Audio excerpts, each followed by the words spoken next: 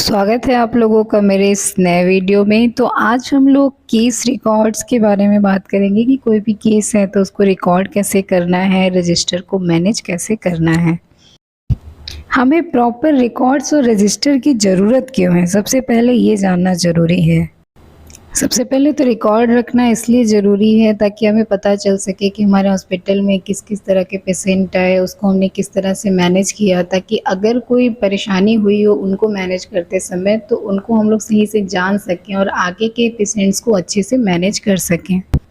अगर रिकॉर्ड रहेगा प्रॉपर जो भी केस शीट है उसमें, तो डॉक्टर अपना जो भी ऑर्डर है उस पे लिखेगा, तो ऑर्डर के हिसाब से जो नर्स है वो उनके रिकॉर्ड को ऑब्जर्व करेगी, प्रोग्रेस को लिखेगी और जो डॉक्टर ने ड्रग्स दिया हुआ है उसको भी लिखेगी। Useful for hand over and take over. ऐसा होता है हॉस्पिटल्स में कि जो हॉस्पिटल में स्टाफ्स की ड्यूटी होती है वो चेंज होती रहती है, 24 घंटे एक ही स्टाफ तो काम नहीं करता है।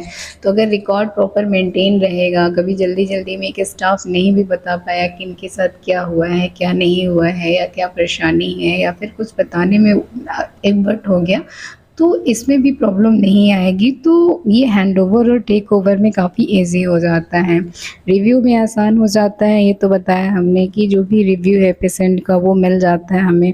Useful for legal issue. अगर किसी पेशेंट में कोई लीगल इशू हो जाते हैं तो अगर प्रॉपर रिकॉर्ड हमारे पास मेंटेन रहता है तो उसको मैनेज करना बहुत आसान हो जाता है।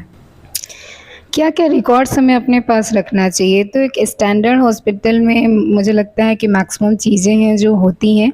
आप आज जान लीजिए कि क्या क्या चीज़ें होना बहुत ज़रूरी है, ताकि अगर इसमें से कोई चीज़ नहीं है तो उसको आप मेंटेन कर सकें।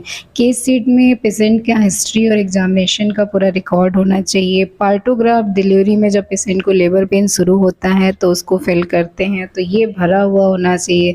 डिलीवरी नोट्स होने चाहिए। ट्रीटमेंट क्या पेशेंट को चल रहा है वो होना चाहिए। पेशेंट जब से एडमिट हुआ है उसके सारे वाइटल रिकॉर्ड्स होने चाहिए। अगर सर्जरी हुई है तो सर्जरी और एनेस्थेसिया का रिकॉर्ड होना चाहिए। चेकलिस्ट दो भरते हैं, सेफ चाइल्ड बर्थ चेकलिस्ट और सेफ सर्जरी चेकलिस्ट। फॉर्म्स में पेशेंट से कंसेंट फॉर्म भरा जाता है और एडवर्स इवेंट का फॉर्म भरा जाता है। रजिस्टर दो मेंटेन होना चाहिए, मेडिको लीगल रजिस्टर और लेबर रूम रजिस्टर। इसमें से मैक्सिमम चीज़ें हैं जो आप लोग बहुत पहले से करते हैं, कर रहे हैं, लेकिन अगर इसमें से कुछ नहीं है तो उसको आपको कंफर्म करना है। अगर कोई रजिस्टर मेंटेन नहीं है तो उसको मेंटेन करना है। कंसेंट फॉर्म ज़रूर से भरा जाना चाहिए और एडवर्स इवेंट का जो फॉर्म है वो बहुत ज़रूरी है। चेकलिस्ट भी बहुत ज़रूरी है। पेशेंट जब एडमिट होता है, डिलीवरी के दौरान, डिलीवरी के बाद और डिस्चार्ज के समय, ये 4 स्टेप में चेकलिस्ट भरा जाता है।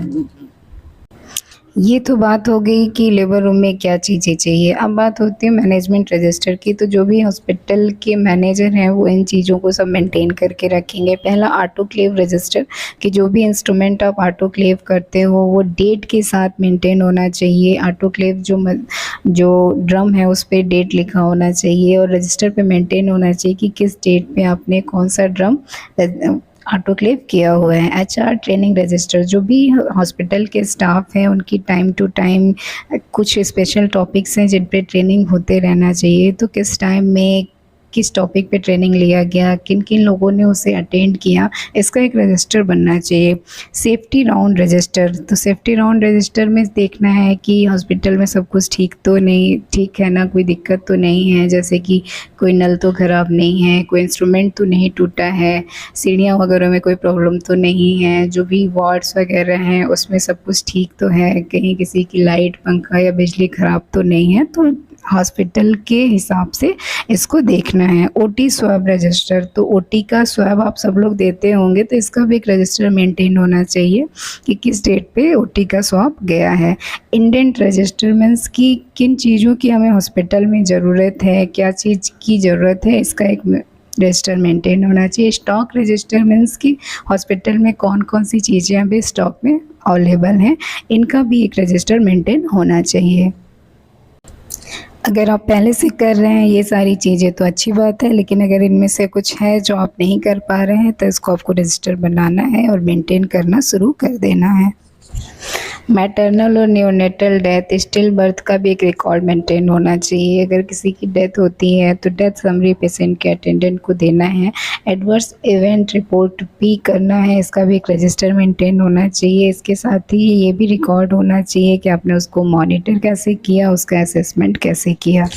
डिफरेंट टाइप्स के जो नोट्स हमें रिकॉर्ड्स में रखने हैं, तो नोट्स में क्या क्या चीज़ें मेंशन करनी है वो मैं आपको बता देती हूँ। पहला डिलीवरी नोट, मदर का जो है उसमें आउटकम लिखना है, मतलब बच्चे की जो डिलीवरी हुई थी उसका आउटकम कैसा था, लाइव बर्थ था, आईओडी था या फिर स्टिल बर्थ था, डेट और टाइम क्या था, गेस्टेशनल एज क्या थी उसकी, मतलब फुल टर्म हुआ था, पोस्ट डेटेड था, प्री टर्म हुआ था, डिलीवरी कंडक्टेड बाय मतलब कैसे डिलीवरी कराई गई थी, डिलीवरी का टाइप क्या था, अगर डिलीवरी के समय कोई कॉम्प्लिकेशन हुआ था, कोई indication, date and time of transfer, cause of death, अगर कुछ ऐसा केस है तो उसमें ये सारी चीज़ें मेंशन करनी है। बेबी के डिलीवरी नोट में बेबी का जो न्यूबॉर्न केयर किया गया उसको लिखेंगे। रिसोसिटेशन अगर किया गया है तो उसको मेंशन करेंगे। उसका सेक्स क्या था, weight, time of initiation of breast feed, मतलब जिस टाइम पे ब्रेस्ट फीड शुरू कराया गया था उसको बर्थ डोजेज में क्या क्या दिए गए थे, और अगर किसी तरह की कोई एनॉमली है तो उसको मेंशन करना है।